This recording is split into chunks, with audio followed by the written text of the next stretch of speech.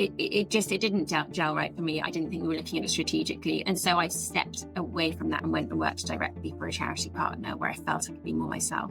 The equality of women around the world and the opportunity that women have. Women spend time collecting water otherwise. You're directly helping to alleviate poverty. People with really good intentions build clean water solutions, but they don't necessarily do it in the right way and it doesn't last. You're checking in yourself physically, you wake up and then you're like, family, home, is this okay? And then you think, community, everything all right? Are we all good out there? And then you go to those next steps.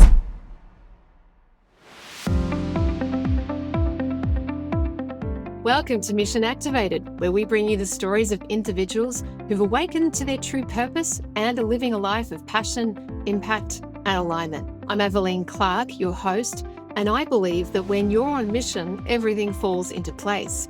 Here, we share the journeys of those who've discovered their unique path and embraced their soul's calling. It's not just about making money in life and in business, it's about making a difference, living on purpose, and inspiring yourself and others along the way. Let's get to it.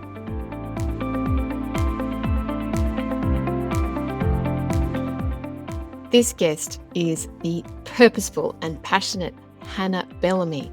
She's on a mission to bring clean water to every person on the planet. She does things in the name of clean water. She does crazy things like pulling a musical, an inflatable jerry can around the streets of London. What she does is she is here to bring clean water to the world. She's done a corporate career. She went into the nonprofit world, and she was also the founding CEO of the United Way in the UK. But right now her focus is water in the nonprofit, the Charity Water, and this conversation goes into that in detail and her journey. It's fabulous. She's wonderful. Enjoy this one with Hannah Bellamy.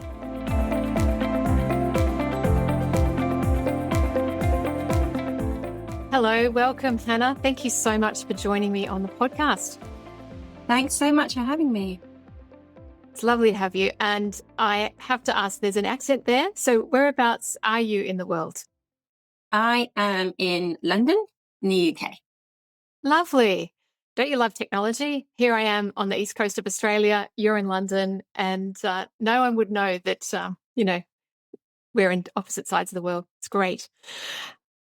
I'm looking forward to getting to know you and, delving into your work and your life. And one of the questions I like to kick off with is, please tell me about who you serve and how do you serve them? That's such a great question. So I would say, I work for Charitable, which is a nonprofit bringing clean and safe drinking water to people around the world. So I would say that's who I serve. That right now there's 703 million people without access to clean and safe drinking water. And unfortunately, many of them won't necessarily have the technology and the means to shout about it, really, and to let the world know this is happening and that we know how to fix it and what to do. So for me, that's how I measure how we're doing, is how many people have we impacted and given this access to clean, safe drinking water.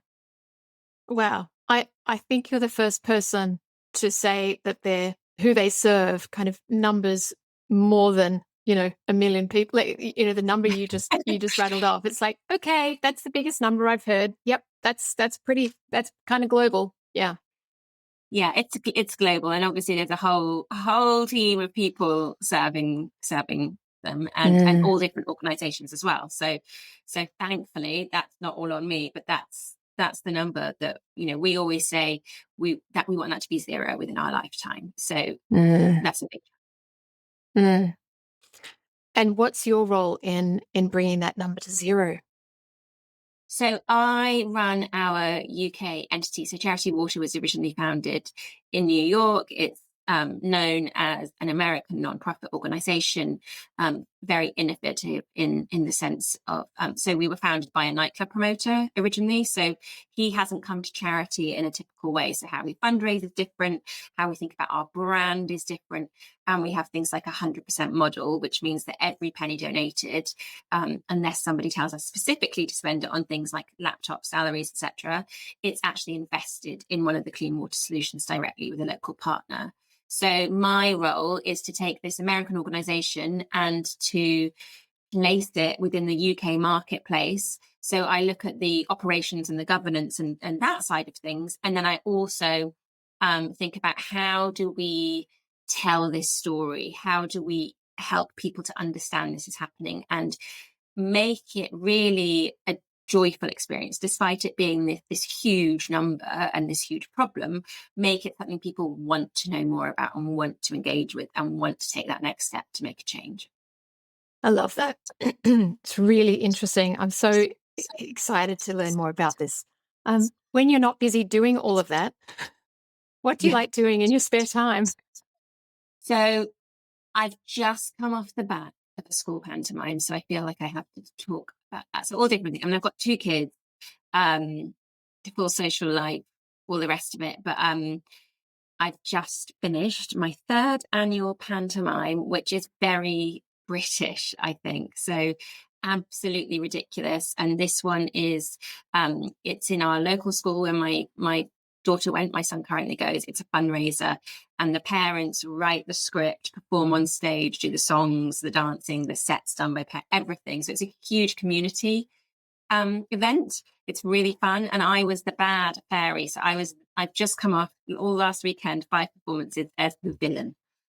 So quite a different fun thing to do. Lots of booze. I got booed a lot. How did that feel? I mean, in your day job, you probably get cheered, so it was kind of the opposite, right?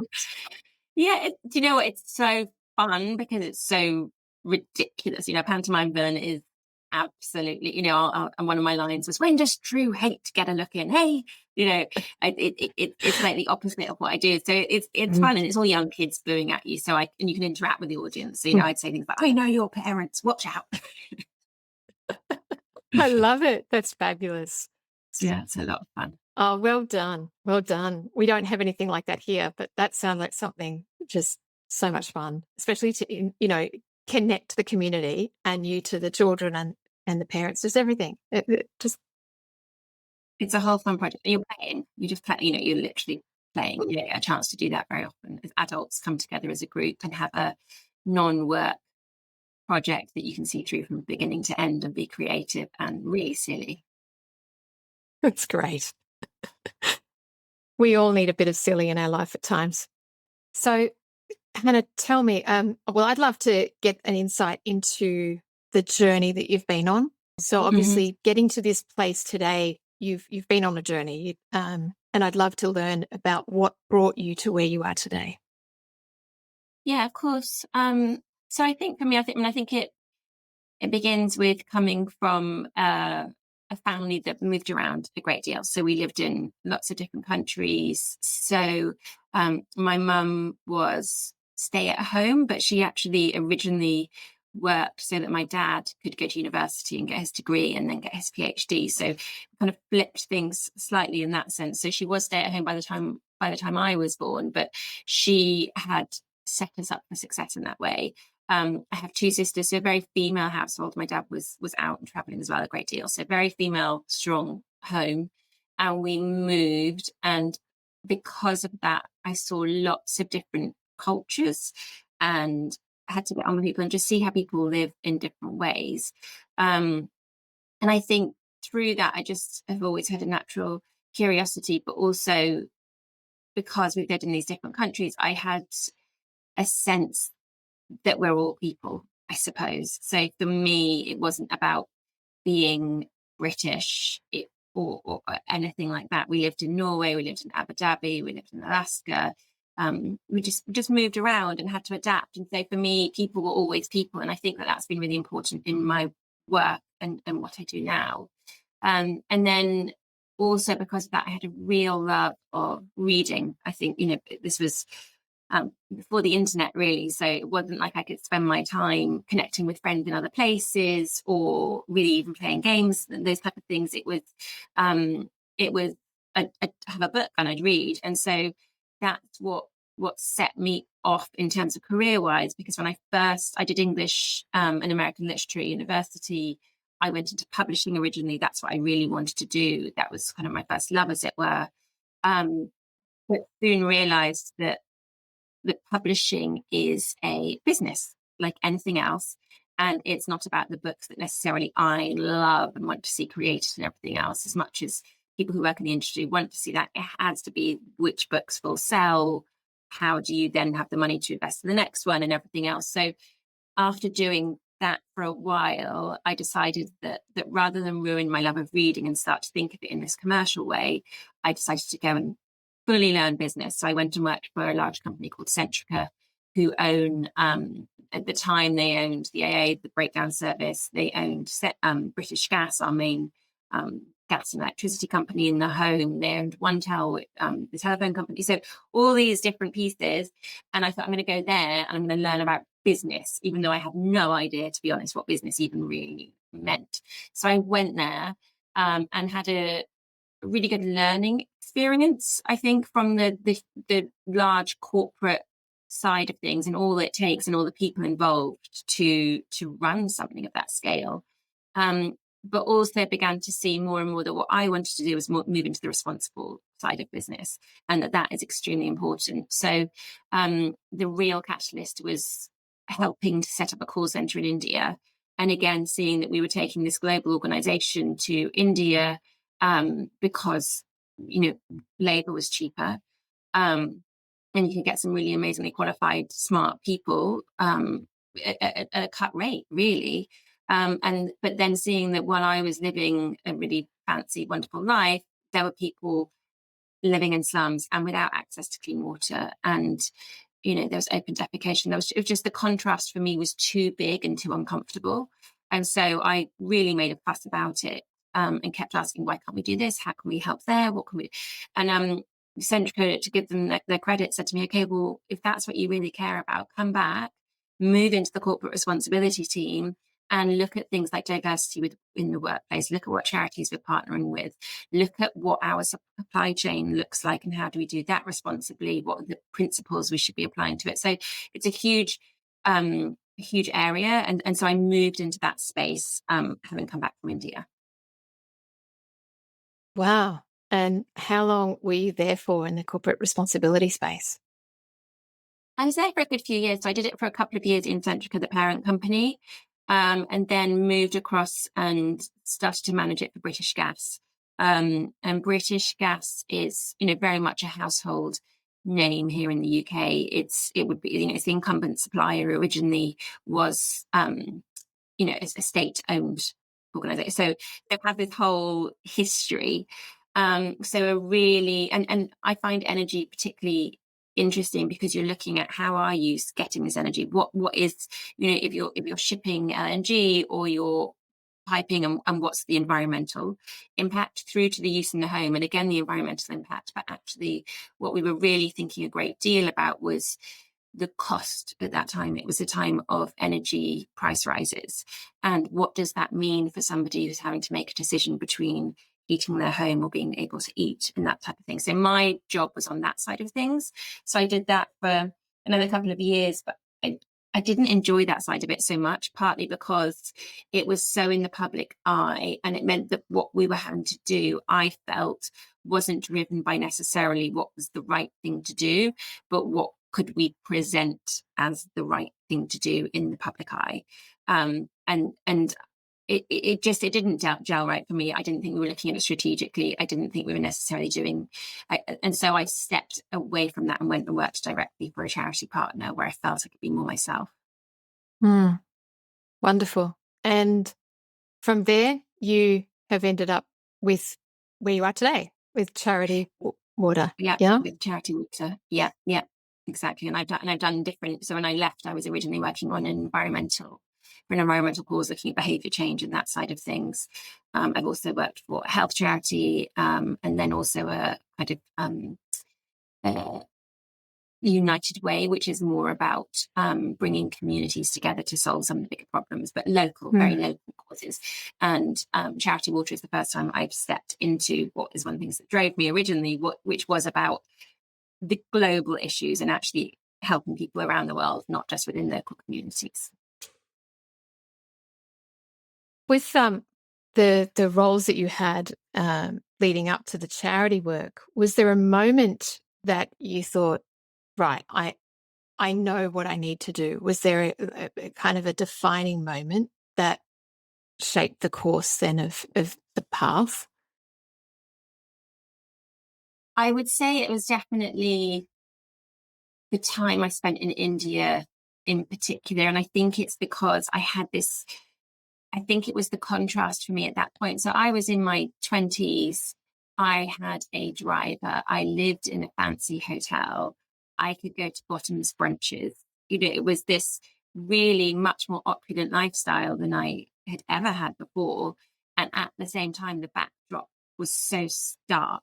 The difference was so stark. The driver was driving me through routes that and you'd see all sorts of things. It just felt so uncomfortable and wrong. And I also, my driver was called Kumar, and he was an amazing man. And actually, we had such wide ranging conversations, and he taught me things about religion, but also about how people were living and what that was like. He brought me home to his home.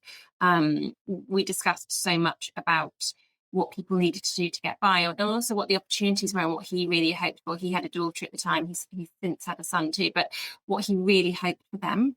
And so for me, I think that was a moment where I was really lucky that he helped me not only see the contrast, but actually really get to know people. Not that he was living in that way, but he obviously had a much deeper understanding of how things were. So for me, I just thought this isn't, especially when he talked about his daughter and what he wanted for her, I just thought we can't come in here and think that by employing people in a call center, people with degrees and with everything, that this seems quite the right thing to do. I wanted to do more for them. And I'd say so. I think it wasn't this one moment. I'd say it was a building thing when I was in India. I'd say that was, just seeing everything from such a different perspective. I'd say that was it. Yeah. Yeah.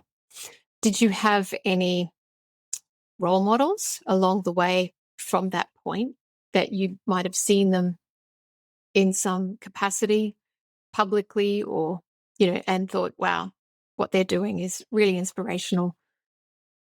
I don't know if I actually had any set role models. My mum, so when I say my mum didn't work, she always volunteered. So wherever we lived or anything we did, she was always volunteering in the local hospital, or she was for quite a few years she was helping with adult literacy, so where people either had gone through school or for some reason come out the other side not fully literate, but also people, refugees who'd come to the UK and needed help with learning the language and how to read. So she did so many things like that I think it was just always there that you would do the next thing to help people, and spend your time doing that. So I don't think I again thought about it. It was just I was fortunate enough that was the environment I was brought up in and would see day to day.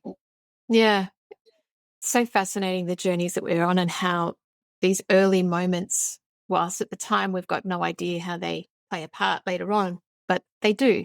They create these seeds, plant seeds of possibility and awareness and inspiration. And then as the journey unfolds, you can look back and join the dots and go, wow, it started there.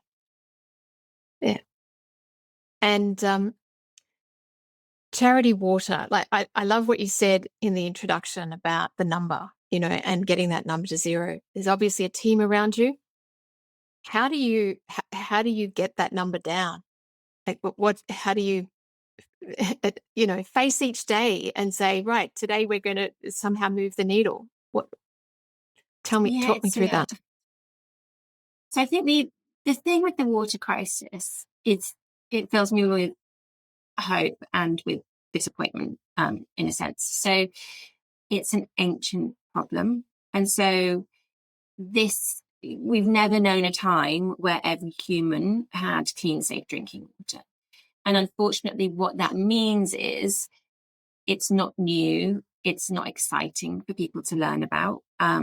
So I was reading recently about habituation and about how awful things can be happening around us. But if they just ratchet up very slowly, a bit like boiling a frog, we allow it to happen. We don't necessarily do anything. And so for me, the water crisis is a bit like that we've grown up, everybody's grown up, and it's always just been there. And so because of that, it's not like new crises we see, whether that be a war or a natural disaster where something happens which seems new and sudden and shocking. We don't have that shock factor. And so the first thing we have to do really is get people to not only be aware, because I think people have some awareness of it, but to actually think about it as an injustice, a social injustice, and something we can do about. So I always talk about this being something we can fix. So if, and I say, the 100% model, if somebody gives me £10, I can go and invest that directly in a clean water solution. So for us, how we're fixing it is, first of all, that piece of just saying to people, there's something you can do. And if you do this, if you give money and you care about bringing people clean water, you're helping to end the leading killer of children under the age of 5. You are directly impacting the equality of women around the world and the opportunity that women have. Women spend time collecting water otherwise and really don't have the opportunity to do much else. So you're really directly impacting that. You're directly helping to alleviate poverty, and real poverty where people then have opportunities to do other things. The health issues, but also you're helping if somebody really cares about climate change. Many of the people we're serving, if you took a map of the countries that are currently experiencing climate change and really the drastic weather events and everything else, if you overlay that with the places that don't have clean water, often they line up. And they're not the people who've contributed towards climate change. They are the people affected by it now. And we, by giving sustainable, really robust access to clean water, help them to manage whether it's flooding, and therefore by having the right system in place so that their water doesn't become contaminated, or is it during drought and we've ensured that they still have access to water during this drought period. So for me, it's all these different things come together. And I'm like, if you care about any of these things, giving to clean water will help. So we just have to keep telling people that. And like I said, we try and do it in a joyful way. So next week, the 22nd of March, will be World Water Day. It's the time that the UN and around the world will talk about Sustainable Development Goal 6, which is giving everybody access to clean and safe water and sanitation. So we'll talk about that. And, there is a UN goal. So we hope we're not there. I don't think we're going to meet it, sadly, but we have to keep trying. But for us, again, it's not about the political rhetoric, and it's not about always shouting about the big numbers. It's about how do we get people to just see this a bit differently and care. So this year in London, for example, we're working with a really well-known street artist called Benin, and he's designed a mural for us. And we'll be going to East London, Brick Lane, which is a very well-known busy thoroughfare. Loads of people go and hang out, very creative, but also business dynamic kind of area. And we've got this huge mural, and we'll be there and we'll be talking to people about why we have this huge mural. And it says Charity Water, but it's done beautifully with different colours and our yellow jerry cans. So it's how do we take this huge problem, this definite solution, and this not brick wall, but this kind of like the deaf ears, and how do we put together the issue and the solution and bring it to people and get them to hear and to listen, but also to feel good about it. Like, you want to see something and think, that's amazing. How can I get involved? What can I do? And give people the sense of opportunity that they can impact. They can change the life of somebody else by giving. Beautiful. How exciting with this event and the street artists and all that. I was right there with you when you were describing it. I'm like, that sounds brilliant. And I love the creativity, like that innovative approach to getting over, like you mentioned, the deaf ears.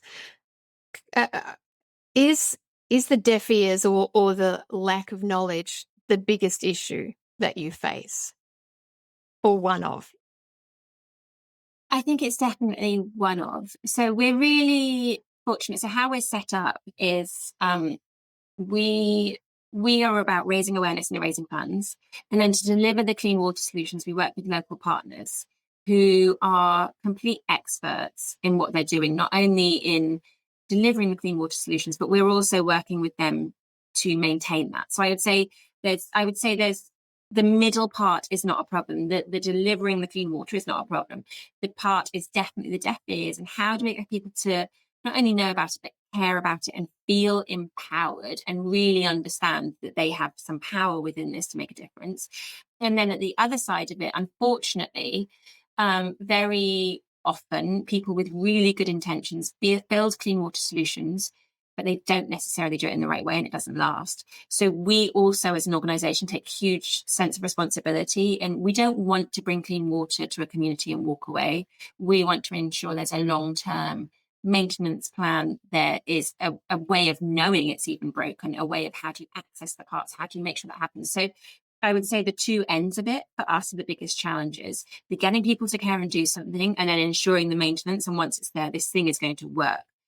We pin every single clean water project that our partners deliver onto a map on our website. We give out the GPS coordinates. So initially that was done to overcome people's skepticism and lack of trust in charities. So it's about saying, if you give me your money, I will tell you, I will show you that this has happened and you can really trust me. But what's being great about it, and I don't think this was understood right at the beginning, but what's been great about it is also meant we are held to account, and we want to be held to account. So we don't want somebody saying, okay, well, I saw on a map that you said there was clean water in this community, and I visited there, and that hand pump is chained up, the pipes are corroded, nothing, the community's back to collecting water from a dirty pond. That's not okay. And so we really hold ourselves to account with that piece. If you're loving this conversation and want to dive deeper into purposeful work, then it's time to thank the 6-Star Leaders community for making this episode possible. The 6-Star Leaders are a group of purpose-driven business owners committed to doing business differently by embracing their unique genius and skills to make a real impact. It's a space for learning, growth, and truly becoming empowered in everything that you do. If you're ready to discover your own 6th star, go to bit.ly/6-star community-intro and book a chat to learn more. We look forward to seeing you.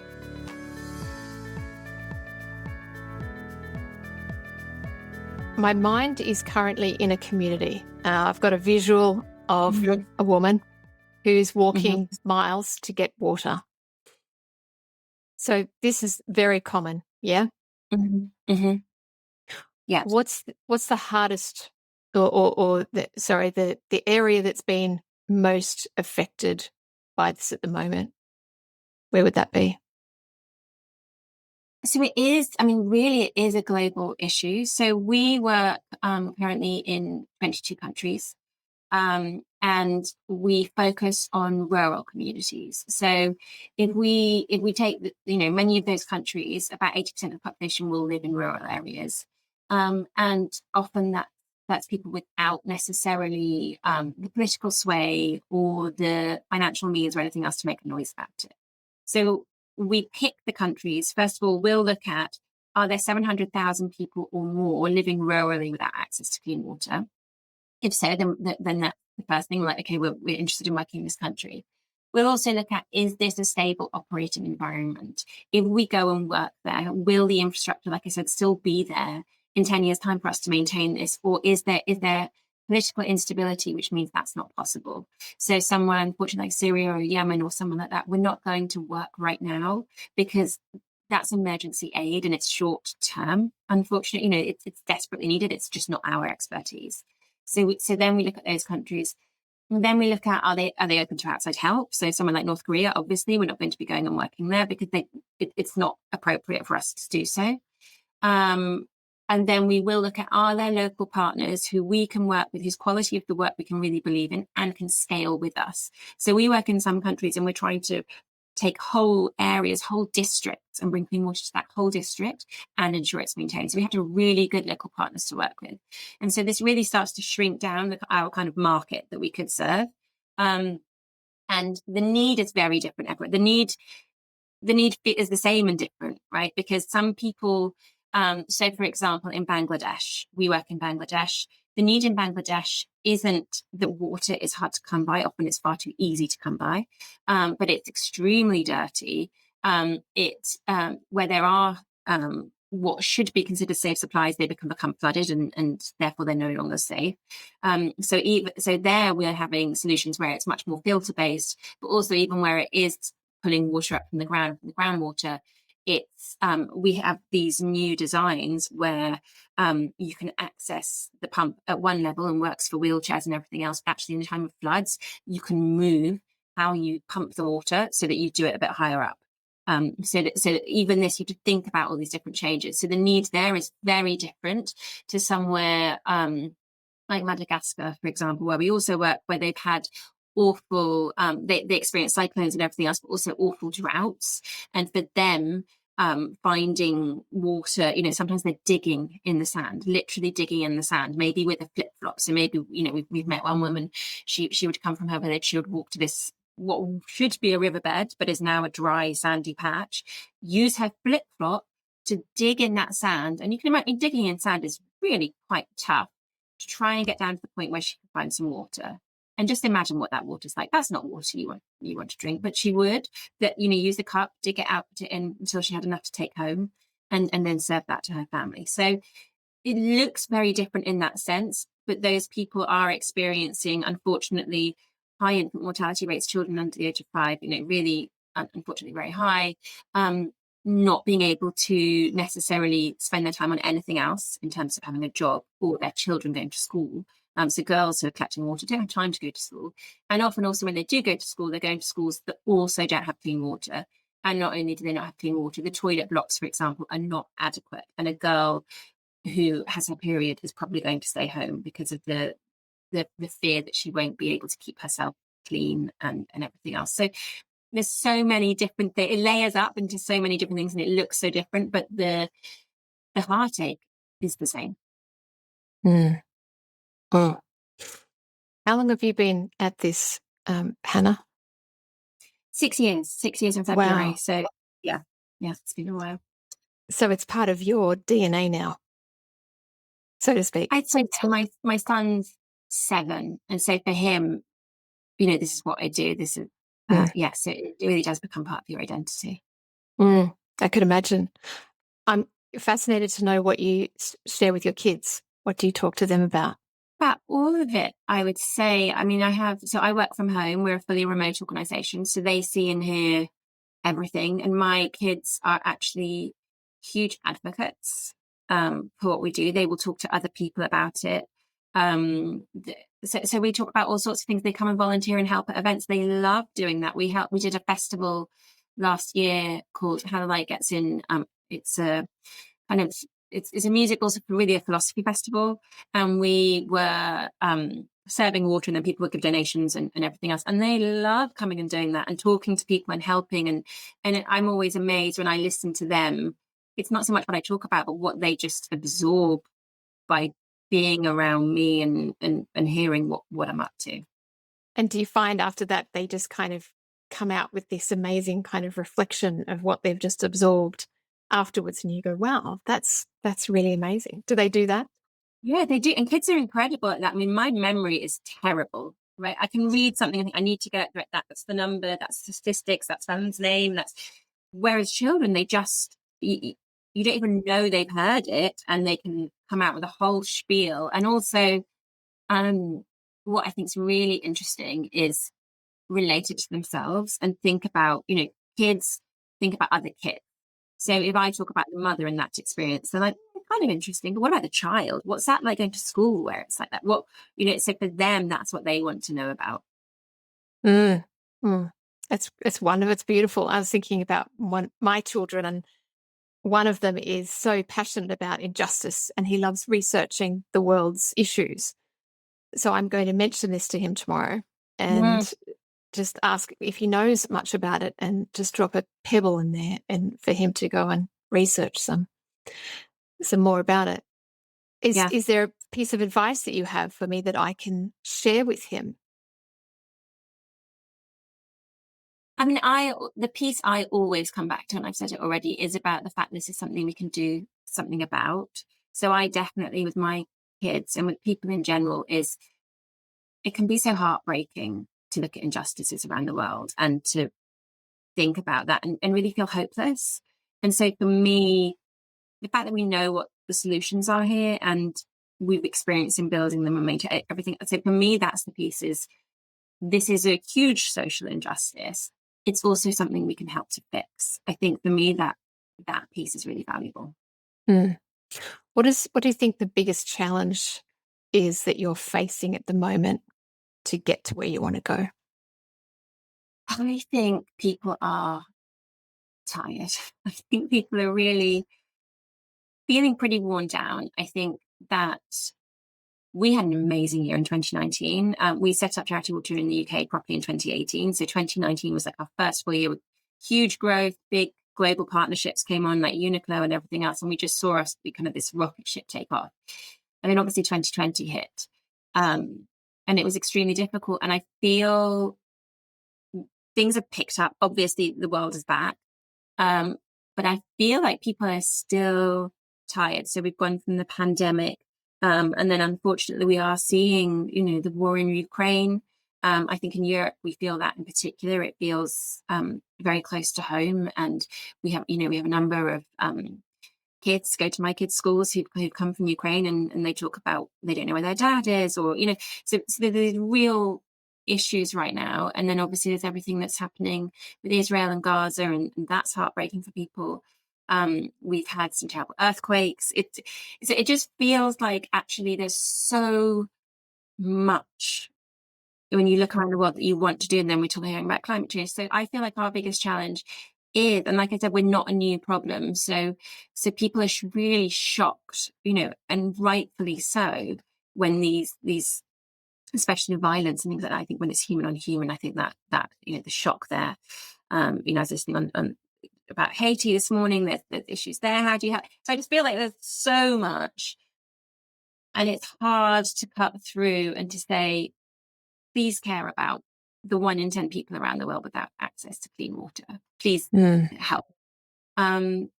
Because people just feel bombarded and overwhelmed, I think. So yeah, that's what I find. And I think everyone finds it hard, whether they work in this space or not, they find it hard to keep that positive mindset and focused on what can be done, I think.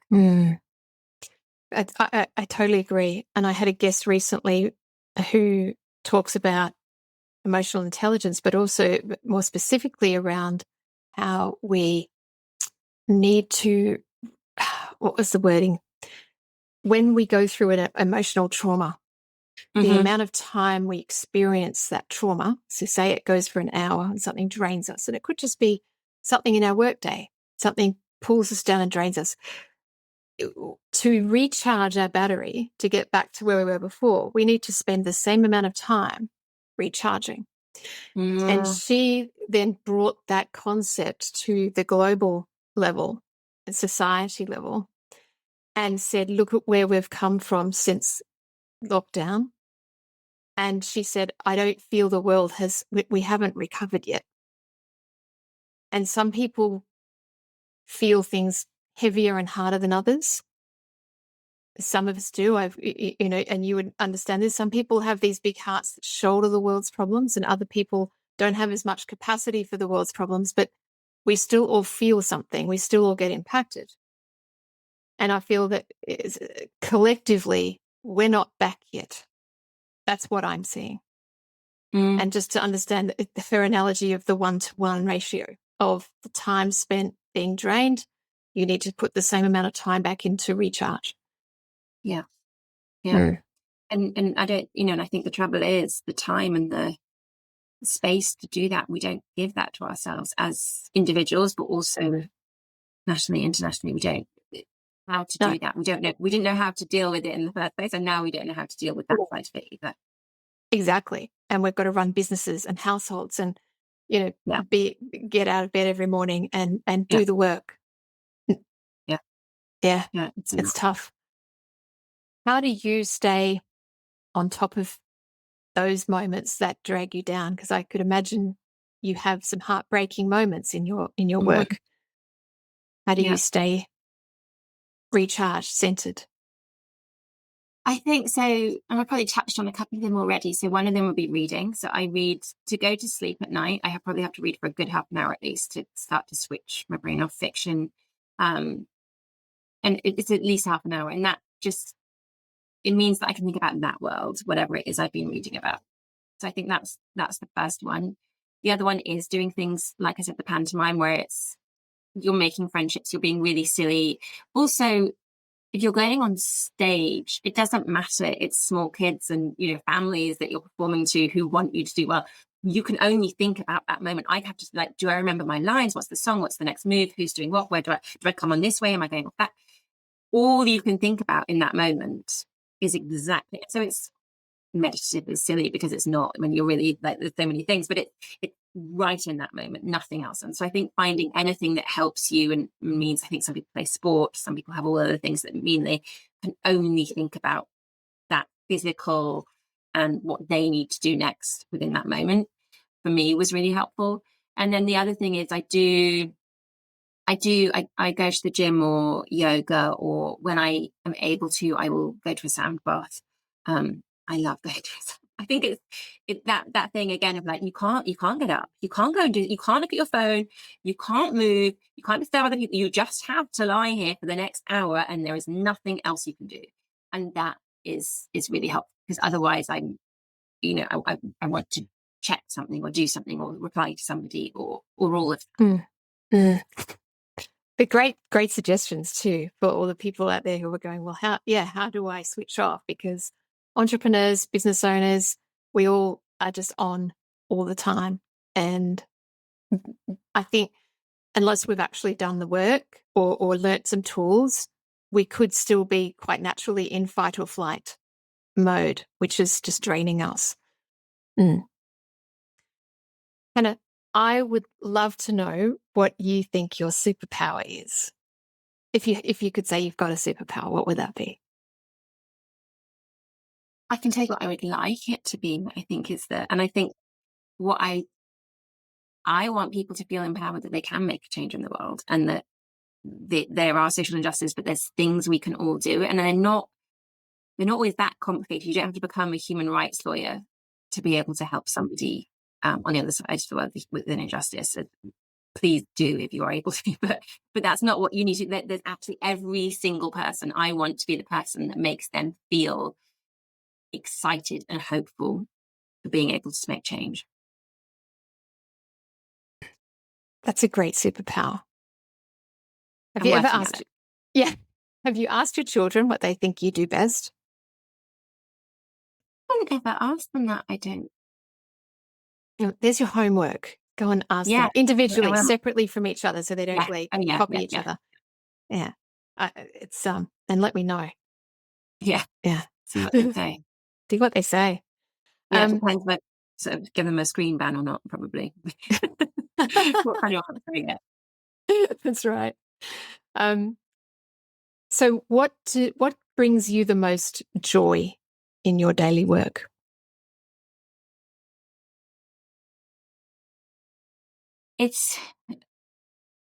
So I think all the things we do, ultimately for me, like I've said, it's how many people are we serving? And the only way I'm doing that is by bringing in funding. And this is it can bring me the most joy and the most frustration is if I have somebody who goes from being interested to committing to give, that brings me a huge amount of joy. And it's not because it's like a sales high. It's like, okay, right, that's, £30, $40, that's one person served. Like, how do we, so to be honest, it's that, because I know that's my role. If I do that and I get the funding in, our local partners will do the work beautifully. Our programmatic team will ensure it's all working really well and the measurement happens well and everything else. And we can hear these fantastic stories of people we've served. But my job, the thing that I need to do, is make sure the money comes in. Yeah. And it sounds like, well, from everything that you've said, that's completely transparent. It's measured, it's tracked. Yeah. You've got accountability, and people can see exactly where that dollar goes. Exactly. And the impact they're making. Yeah. Yeah. And have real faith and trust in it, which for us is hugely important. If you could sum up, imagine you met someone new, and this might happen frequently, I'm not too sure, and they don't know anything about charity water, and you've got just a couple of minutes. It's kind of like an elevator pitch, but not really. It's a bit more than an elevator pitch. You've got a couple of minutes. What do you say to them to get them excited and invested in Mhm. what you're doing? So it's not a direct answer to the question, but I would say the first thing I always want to do with people is understand what they care about most. So some people, when I talk about um, children under the age of 5, that's it. They're so, if they've got a young child in nursery school or anything else, then they get that. They care. They want to do something. Some people are not interested. Not interested, but it's not what's going to get them. So I think about that. Other people, they care an awful lot about the environment and about how are we mitigating climate change. What does that look like? Then I will talk to them about our solutions and how important they are there. Other people, it's about women's equality or education. So the water crisis impacts so many different things Mm, that I can talk about all of them in great depth and lose somebody, or I can hear exactly what it is that will get to their heart and make them think, okay, I need to listen to more of this. And so that's the piece mm, that I would do.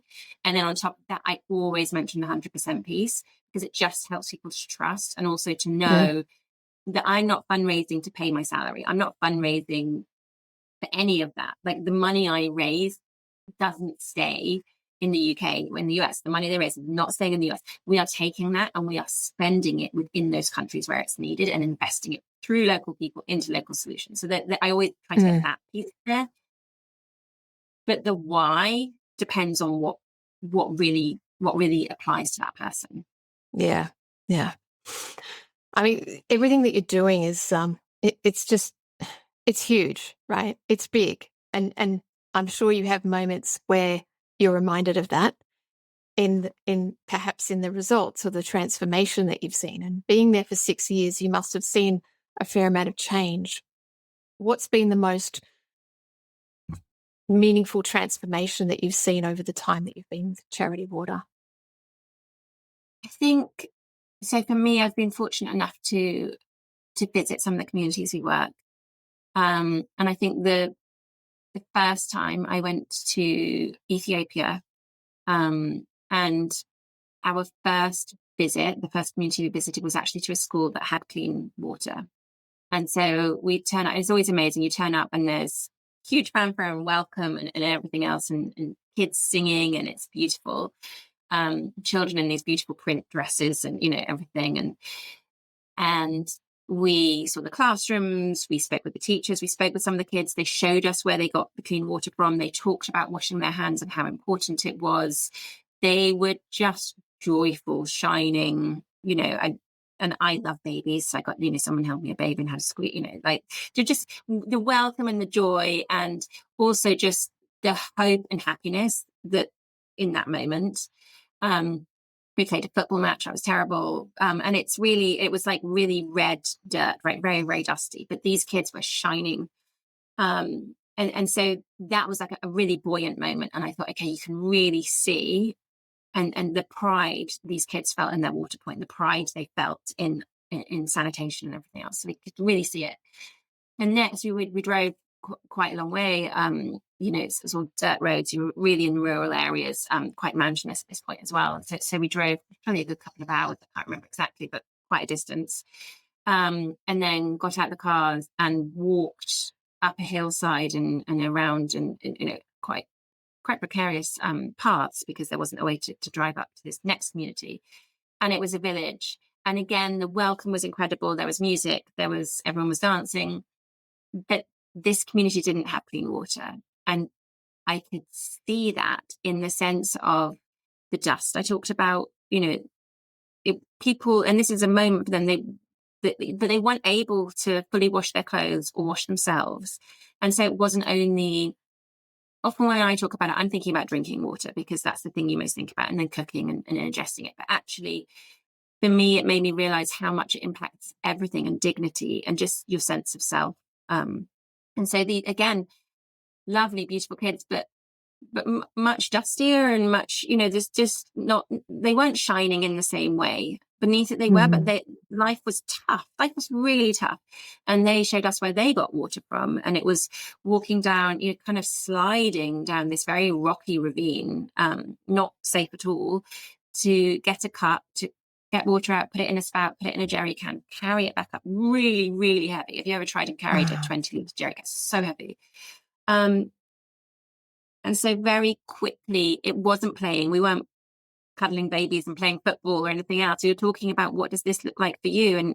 And when they lived, just beautiful, amazing views, loving families, all these, but this was a huge lack for them. And so for me, it was seeing the contrast within a few hours of what it felt like for people. And that really stayed with me. Do you know if that community has been able to get clean water since? They do. Yeah, no, they do now have clean water. The issue we had to work with them on was how we were going to get a drilling truck up there. So sometimes it's really complex because you're going and it's drive. But so the community, our local partner then worked with the community as to how do we, not a permanent road, but like a dirt track to be able to get huge pieces of equipment to be able to drill down deep enough. Big trucks. So that was the piece of how are we going to get a drilling rig up here? And they've done that, and they do now have clean water. Yeah, they do. No. Yay, that's fantastic. Yeah. That was, and that was nice because we're not going and just saying, hi, we've just come to see what life's like for you. We've come to see, and then and often what you'll do in that setting, not me, but our local partners, will talk with them for bringing clean water. They don't just turn up and do it. It's an ongoing dialogue, often for months before it first happens. So yes, the road, but also, where does the community want their clean water point to be? So often it's, is it that there may be a tree in the village people tend to gather, so they want the clean water there. It's central for everybody to be able to access it quickly and easily. And, it's often becomes a community. So it's not just turning up and doing it. So you also start to see that dialogue. So we don't turn up and say, I just want to see what life's like. We're saying, okay, now let's have this dialogue. How will this work? Where do you want it? Yeah. What would that look like? What's most appropriate for your community? And wherever possible, obviously all those needs are met. And then also conversations around safe water storage, reducing open defecation, washing hands. When should you wash your hands? So that it's not just clean water. It's, okay, now clean water's here. How are we using it? Yeah. What does this look like? How will this mean for your families and health in the long term? There's so much more to it than just, having a glass of water. And yeah. But at least I'm like, at least I just want you to at least have. Yeah. Hannah, you live a very interesting and purposeful life, obviously, in the role that you have. And this podcast, I always talk about purpose, love, and impact. And it's quite rare that I meet someone who is literally living and breathing an impactful life that's impacting all of humanity, like a global issue. How important is it for you to be on purpose and have that purpose in your life? I think it's really important. I don't think it's something I understood or was conscious of for quite a long time. So I think that's how I got here, by going into publishing and then getting into business and then starting to work for a charity, but still not even feeling right. Like, this is the first one I felt, okay, I can not own this issue, but I feel like this speaks to why I came here. Yeah. And other, I would care about other issues. So environmental behavior change, I cared about that, but it wasn't the social justice piece. That was more about how do we long-term protect the planet as a society and everything else. And it was very rational. It was scientific, data driven, everything very important. And this is also scientific, data driven, but it's about humans. And for me, the two things I really care about and that drove me to this really are young kids. And I just get so angry and upset when I see children starting from a different place in life and us not doing it. Like, it's just not fair. I get my kids, I'm like, that's not fair. This child has their life chances are dramatically reduced by all these things, and we can help them. I get really, that gets me. So I'd say that. And then, because I was brought up by a very strong mother, two sisters, everything else, women, and making sure that women also have the right opportunities and equity. And we always think, I often think we think we're getting there, and there's spaces now, definitely in the UK, there's a lot of debate right now. One of our Black female MPs has just been really badly insulted, and you think this is absolutely not okay. And then actually you look globally and you think, and women in some of these countries are really held back by pure drudgery, and that's not okay. Oh. I love how passionate you are, and also how you have just such clear connections between all of these issues. And it's funny how they all come back to this one simple thing, which is water. Yeah. We take it for granted, don't we? And I wonder, for the listeners of this podcast, did you know there was such an issue? Yeah. And hopefully after listening to this conversation, you have a completely refreshed or at least a clear idea of what this issue is and how we all can help. And I agree with you. It's tragic that there are children born into this world that don't even have clean water. Money and the money divide is one thing, but not even having water to drink, bathe in, clean. Yeah. Yeah. And in health centres where, their mothers may give birth and the doctors and nurses aren't able to wash their hands and the mothers aren't able to wash them. It's really, so we bring clean water not only to homes, but it is health clinics and schools and everything else, because you can't imagine that, we've had kids, you can't imagine not being able to keep things sanitary and clean in that moment. This is one of those moments where I think after we finish this podcast, I'm going to need like a few minutes just to sit and just, that's okay. And just be grateful, be grateful for my life. And yeah. And I'm just really grateful for this conversation, for the perspective that it's awarded me, and hopefully the listeners as well. It's been beautiful. Thank you. Thank you so much for giving me the space and the time and listening, and also seeing some sense, because I feel so strongly about it. I feel like I can go off in all sorts of directions. So it's good to try and pull some strong narratives through. Yeah. I've got a couple more questions before we finish up, and I can't let you go without asking you the question around what you think 6-star is, or what does being 6-star mean to you?